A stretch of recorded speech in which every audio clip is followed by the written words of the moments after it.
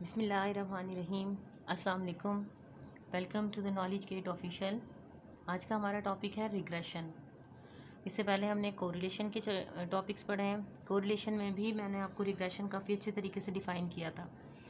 अब बाकायदा हम रिग्रेशन को देखेंगे कि रिग्रेशन क्या चीज़ होती है। रिग्रेशन का वर्ड शन मैंने पहले भी बताया था कि ये रिलेशनशिप को शो कर रहा होता है। दो या दो से ज़्यादा वेरिएबल्स के रिलेशनशिप को रिग्रेशन कहते हैं। अब ये रिलेशनशिप कोरिलेशन से किस तरह से डिफरेंस होगा, इसका डिफरेंट क्यों होगा? क्योंकि इसमें वर्ड आ जाता है रिग्रेस। रिग्रेस कहते हैं डिपेंडेंसी को। मींस ये ऐसे वेरिएबल होंगे जिसमें आपका एक वेरिएबल लाजमी डिपेंडेंट होगा, दूसरा आपका वेरिएबल इंडिपेंडेंट होगा। कोरिलेशन में हमारे पास जो वेरिएबल्स थे उनमें कोई डिपेंडेंसी या वो नहीं थी, बल्कि इंटरडिपेंडेंसी चलती थी। और हम ये नहीं फिक्स करते थे कि ये हमारा डिपेंडेंट है और ये इंडिपेंडेंट है। जबकि रिग्रेशन में क्या होता है, रिग्रेशन में आपका एक लाजमी डिपेंडेंट वेरिएबल होता है और एक आपका इंडिपेंडेंट वेरिएबल है। तो जब हम इस तरीके से दो वेरिएबल्स के दरमियान में रिलेशनशिप मेजर करते हैं, वो रिलेशनशिप हमारा कहलाता है रिग्रेशन। रिग्रेशन की दो टाइप्स होती हैं। एक हमारे पास है सिंपल रिग्रेशन और एक हमारे पास होती है मल्टीपल रिग्रेशन। सिंपल नाम से ही जाहिर हो रहा है, सिंपल रिग्रेशन ये ऐसी रिग्रेशन होगी जिसमें आपके सिर्फ दो वेरिएबल्स होंगे। मींस हमारे पास एक डिपेंडेंट वेरिएबल होगा और एक आपके पास इंडिपेंडेंट वेरिएबल होगा। एक डिपेंडेंट और एक आपके पास इंडिपेंडेंट वेरिएबल होगा, जिसके दरमियान में हम रिलेशनशिप देखेंगे। मल्टीपल का मतलब होता है एक से ज़्यादा। इसमें आपके पास एक डिपेंडेंट वेरिएबल होगा, लेकिन वो एक से ज़्यादा इंडिपेंडेंट वेरिएबल के ऊपर डिपेंड्स कर रहा होगा। मतलब आपके पास एक से ज़्यादा more than one independent variables होंगे, more than one independent variables. अब ये जो दो इसकी टाइप्स हैं, ये हमें क्या बता रही हैं कि हम रिग्रेशनशिप अगर सिंपल रिग्रेशन में निकालेंगे तो सिंपल रिग्रेशन का मतलब होगा कि आप रिग्रेशन मतलब डिपेंडेंसी चेक करेंगे एक डिपेंडेंट वेरिएबल की और एक इंडिपेंडेंट वेरिएबल्स की। लेकिन अगर हम मल्टीपल रिग्रेशन में जाएंगे तो मल्टीपल रिग्रेशन में क्या होगा कि आपका जो डिपेंडेंट वेरिएबल है वो एक से ज़्यादा इंडिपेंडेंट वेरिएबल्स के ऊपर डिपेंड कर रहा होगा, और हम उसकी डिपेंडेंसी चेक करेंगे कि वो कितना डिपेंड कर रहा है एक से ज़्यादा इंडिपेंडेंट वेरिएबल्स के ऊपर। ठीक है, अब ये हमारी दो टाइप्स आ जाती हैं रिग्रेशन की। इसके अलावा रिग्रेशन को देखते हुए हमें कुछ टर्म्स रिपीट होंगी, जैसे रिग्रेसर, रिग्रेसेंट। तो वो मैं पहले आपको समझा देती हूँ कि इसका मीनिंग क्या होता है। रिग्रेसर का मतलब होता है इंडिपेंडेंट को कह रहे होते हैं रिग्रेसर। इंडिपेंडेंट वेरिएबल्स को हम रिग्रेसर कहते हैं, यानी ऐसा वेरिएबल जो कि यूज़ हो रहा हो, जिसको इस्तेमाल करके हम दूसरे वेरिएबल के बारे में कोई नताइज निकालें। तो रिग्रेसर का वर्ड अगर कहीं पे आ जाता है तो आपने कंफ्यूज नहीं होना, बल्कि वो क्या होगा, इंडिपेंडेंट वेरिएबल को हम कहेंगे रिग्रेसर वेरिएबल। और अगर रिग्रेसेंट आ जाता है, रिग्रेसेंट का मतलब होगा डिपेंडेंट वेरिएबल को हम कहेंगे रिग्रेसेंट। इंडिपेंडेंट वेरिएबल हमारा रिग्रेसर होगा और डिपेंडेंट वेरिएबल को हम क्या कहेंगे, रिग्रेसेंट। अब रिग्रेशन में होता क्या है, रिग्रेशन में यह है कि हम एक इक्वेशन बनाते हैं, उस इक्वेशन में दो वेरिएबल्स चल रहे होते हैं। वो इक्वेशन ज़्यादातर लीनियर इक्वेशन है जो कि आप लोगों ने देखनी है। वो इस तरह से होती है जैसे हमारे दो वेरिएबल्स, जैसे हमने कोरिलेशन में भी पढ़ा है एक्स और Y.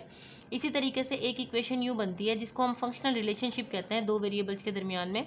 a plus B x हम यूँ लिख देते हैं, ये मैं सैम्पल के लिख रही हूँ। अब यहाँ पर ये जो x और y है, ये दोनों आपके पास क्या है, वेरिएबल्स हैं। अब इसमें क्या है, x आपका इंडिपेंडेंट वेरिएबल होगा, y आपका डिपेंडेंट वेरिएबल कहलाएगा। मींस आपके राइट साइड पे जो लिखा हुआ है ये हमारा इंडिपेंडेंट वेरिएबल होगा, क्योंकि इस वेरिएबल की जब हम वैल्यू पुट करेंगे तो इसकी वैल्यू पुट करने के बाद कोई ना कोई y का आंसर निकल कर आएगा। मींस हमारा जो y का आंसर है वो इस x के ऊपर बेस कर रहा है। तो यहाँ पर जो हमारा लेफ्ट साइड पर, यानी इक्वेशन के लेफ्ट साइड पर होगा जो, उसको हम कहेंगे ये हमारा डिपेंडेंट वेरिएबल है, और जो हमारी इक्वेशन की राइट साइड पर होगा इसको हम कहेंगे ये हमारा इंडिपेंडेंट वेरिएबल है। ठीक है, बाकी ये जो दो चीज़ें हैं ए और बी, ये हमारी कांस्टेंट होती है। ए को हम कहते हैं इंटरसेप्ट या ओरिजिन भी कहते हैं इसको। ए को ओरिजिन मतलब स्टार्ट, मैं अभी क्लियरली आपको समझाती हूँ कि इसका नाम ओरिजिन क्यों है। और जी जो बी होता है इसको हम कहते हैं स्लोप भी कहते हैं। इसके अलावा ये रिग्रेशन कोफिशिएंट भी कहलाता है। बी जो है वो हमारा रिग्रेशन कोफिशिएंट भी होता है, क्योंकि ये बी ही हमें बता रहा होता है कि हमारे एक्स में कितना चेंज वाई के ऊपर असरअंदाज होता है, इफेक्ट करता है। मतलब एक्स के अंदर जो चेंज आता है वो इस बी की वजह से आ रहा होता है। इसको हम स्लोप भी कहते हैं, या फिर आप इसको रिग्रेशन कोफिशिएंट भी कहते हैं। रिग्रेशन कोएफिशिएंट, यही रिग्रेशन की मेजरमेंट होती है जो हम बी निकाल रहे होते हैं। अब देखें, मैं आपको एक सिंपल सी एग्जांपल देकर समझाती हूँ कि आप क्या, ये बात क्या हो रही है, क्या आपको समझ आए। फ़र्ज़ करते हैं हमने एक गाड़ी रेंट पर ली, ठीक है। अब जिस शॉप कीपर से यानी शॉप गाड़ी वाले से हमने रेंट पे ली गाड़ी, उसने हमसे ये कहा कि जी जो गाड़ी का रेंट है वो इस तरह से उसने किया, कार रेंट ये है कि आपने 1000 रुपीज़ मुझे जमा करवाने हैं, और इसके अलावा आप जितने डेज़ अब गाड़ी को अपने पास रखोगे उस डेज़ के हिसाब से 2000 जो रुपीज़ हैं वो एक्स्ट्रा होते जाएंगे, यानी डेज़, ये इस तरह से। अब ये हमने उसकी बात को, कार के रेंट की बात को आपने क्या किया, इस तरह से मतलब रख दिया, उसमें इक्वेशन में कन्वर्ट कर दिया।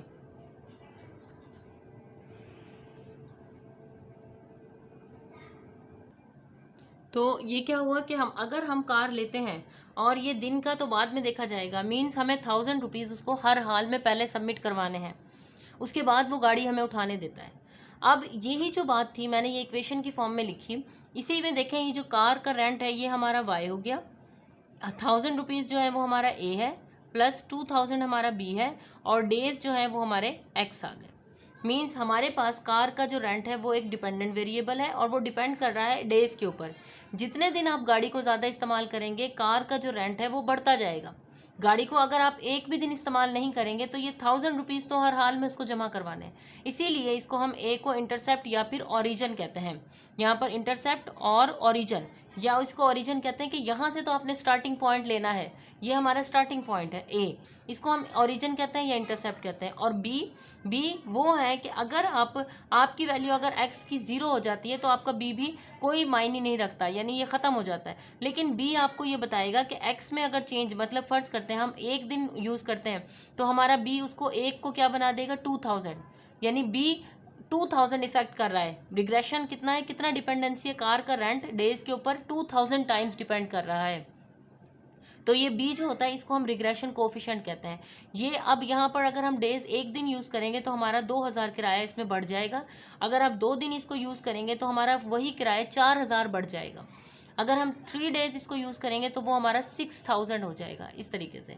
तो ये हमारी इक्वेशन होती है। मैंने आपको एक सिंपल एग्जांपल देकर समझाया है कि ये हमारी लीनियर इक्वेशन है, रिग्रेशन इक्वेशन है। अब ये देखें, ये जो डेज हैं ये इंडिपेंडेंट है, और आपका जो कार का किराया है, कार का रेंट है, ये आपका डिपेंडेंट है, डिपेंडेंट वेरिएबल है। तो डेज की वजह से कार रेंट चेंज हो रहा है, कार रेंट की वजह से डेज चेंज नहीं हो रहे। जितने दिन आप ज़्यादा यूज़ करेंगे कार को उतना ही आपको किराया ज़्यादा पे करना पड़ेगा, ठीक है।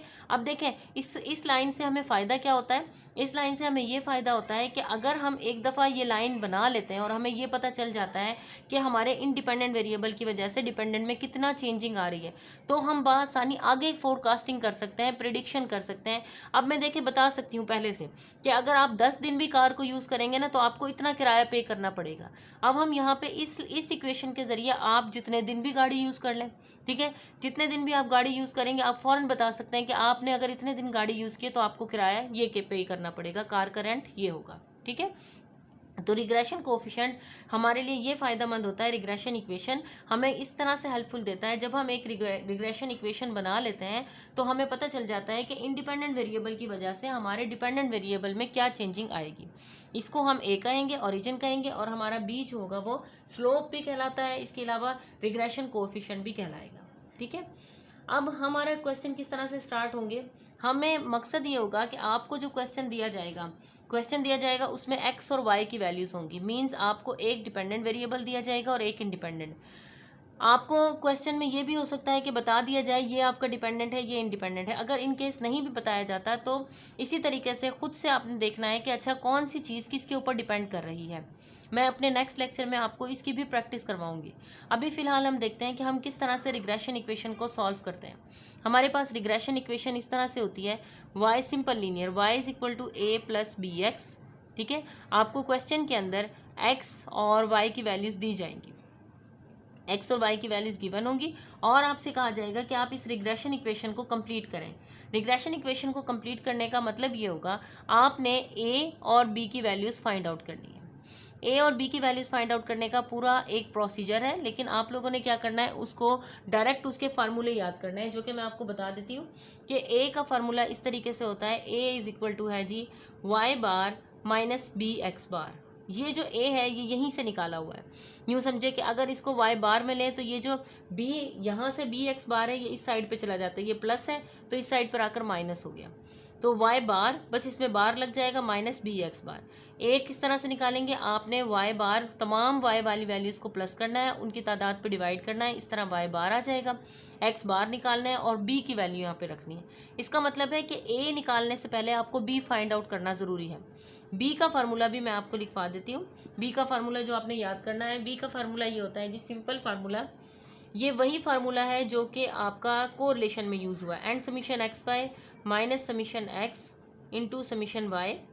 जस्ट इसमें डिफरेंस ये आता है, ये जो मैं फार्मूला दे रही हूँ ये नीचे यहाँ पे लिख रही हूँ वाई एक्स, मतलब पहले हम डिपेंडेंट लिखते हैं फिर इंडिपेंडेंट।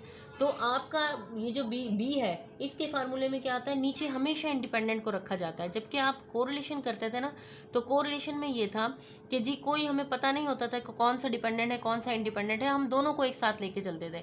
इसी वजह से डिनोमिनेटर में हम रिग्रेशन के दोनों को रखते थे, एक्स को भी वाई को भी।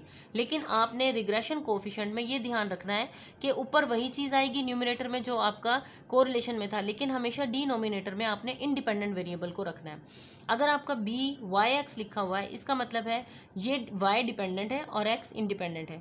अगर आपका बी एक्स वाई ऐसे लिखा हुआ है इसका मतलब है एक्स का जो वेरिएबल है वो आपका डिपेंडेंट है और वाई आपका इंडिपेंडेंट है।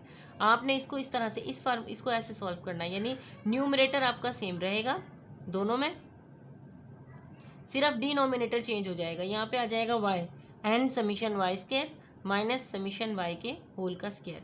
मीन्स आपसे जो भी क्वेश्चन में पूछा जाएगा ना, आपने उसी के लिहाज से, यानी अगर आपका डिपेंडेंट वाई है तो नीचे आपने एक्स को रखना है, एक्स की सारी वैल्यूज इस तरह रखनी है। अगर आपका डिपेंडेंट एक्स है तो आपने यहाँ पे वाई को रखना है, इंडिपेंडेंट आपका नीचे आ जाएगा। अब आपको क्वेश्चन जो दिया जाएगा कल हम इंशाल्लाह यानी नेक्स्ट लेक्चर में मैं आपको बताऊंगी कि ये आपने किस तरीके से फार्मूले में इम्प्लीमेंट करके आपने बताना है आंसर। अभी यही फार्मूले आपने याद करना है और उसको सॉल्व करने का एक्स और वाई आपको क्वेश्चन में दिया जाएगा। फिर आपने क्या करना है, सबसे पहले बी की वैल्यू फाइंड आउट करने के लिए जो जो चीज़ें आपको चाहिए वो आपने निकाल लेनी है। जिस तरह से अगला कॉलम हम बना लेंगे एक्स वाई का, उससे नेक्स्ट कॉलम आप बना लेंगे एक्स स्क्वेयर का, ठीक है। जिस तरह से हमें यहाँ पे एक्स स्क्वेयर चाहिए, बाकी यहाँ पे आपने सम निकाल लेना है। ये समीशन वाई होगा, ये समीशन एक्स होगा, ये समीशन एक्स वाई होगा, ये समीशन एक्स स्क्वेयर निकल आएगा, ठीक है। और अगर नीचे वाला फार्मूला हमने निकालना है तो उसके लिए हमें क्या चाहिए होगा, वाई स्क्वेयर चाहिए होगा। तो आपने यहाँ पे अगला कॉलम वाई स्क्वेयर का बना लेना है। जब आप इसको सम अप करेंगे तो ये हो जाएगा समीशन वाई स्क्वेयर, इस तरीके से, ठीक है। इसके बाद जो जो वैल्यूज़ आपको यहाँ पे चाहिए होंगी वो आपने यहाँ पे पुटिंग करनी है। एन का मतलब होगा इनके नंबर, जितनी आपकी एक्स की वैल्यूज़ दी जाएंगी, और पहले आपने बी की वैल्यू फाइंड आउट कर लेनी है। उसके बाद उस बी की वैल्यू यहाँ पर हम रखेंगे और आपके पास ए की वैल्यू फाइंड आउट होकर आ जाएगी, ठीक है। ये हमारा होता है रिग्रेशन का, यानी रिग्रेशन में आपकी ये लीनियर इक्वेशन है। ये जो इक्वेशन बनी हुई है ये हमारा लीनियर रिग्रेशन है और बीएस की पॉइंट ऑफ व्यू से सिर्फ लीनियर ही रिग्रेशन पढ़ाया जाता है। लीनियर रिग्रेशन उनके लिए इंपॉर्टेंट होता है। लीनियर मतलब स्ट्रेट फॉर्म में, चाहे पॉजिटिव हो चाहे नेगेटिव हो। जिस तरह से हम स्कैटर प्लॉट, पहले भी मैंने आपको समझा दिया है कोरिलेशन के चैप्टर में कि आप स्कैटर प्लॉट क्या होता है, वो आपको बता देता है कि लीनियर रिलेशनशिप का मतलब है इस तरह से स्ट्रेट रिलेशनशिप। ये हमारे पास एक लीनियर रिग्रेशन का रिलेशनशिप शो कर रहा है। जब हमें इस तरह क्वेश्चन दिया जाएगा तो हमें इन फार्मूलों के ज़रिए इस लाइन को फिट करना होगा। लाइन को फिट करने का मतलब है कि आपने ए और बी की वैल्यू फाइंड आउट करनी है। ए और बी की वैल्यूज़ फाइंड आउट करने के बाद यहाँ पे आप पुटिंग कर देंगे उस इक्वेशन में, और पुट करने के बाद हम ये कहते हैं कि हमने अपनी लाइन फिट कर दी है। अब आप इसमें एक्स की वैल्यू जो भी डालेंगे वो आपको वाई की वैल्यू का आंसर प्रोवाइड कर देगा, ठीक है। ये हमारा रिग्रेशन है। नेक्स्ट लेक्चर में इंशाल्लाह मैं आपको इसको सॉल्व करने का तरीका बताऊंगी, मतलब क्वेश्चन पे किस तरह से हम आंसर्स निकालते हैं और फिर उन आंसर्स के ज़रिए हम देखेंगे कि हमारी लाइन किस तरह से फिट होती है। थैंक यू, अल्लाह हाफिज़।